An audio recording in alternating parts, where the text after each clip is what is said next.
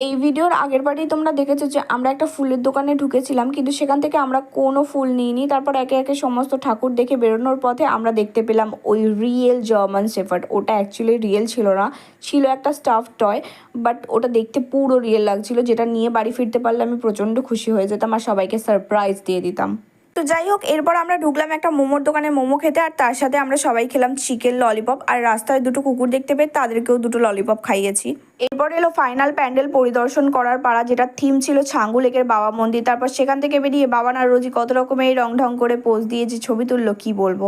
বাড়ি ফেরার পথে দুজনে কিন্তু ওই ফুলের দোকানটা থেকে দুটো ফুল নিতে একদমই ভুলিনি।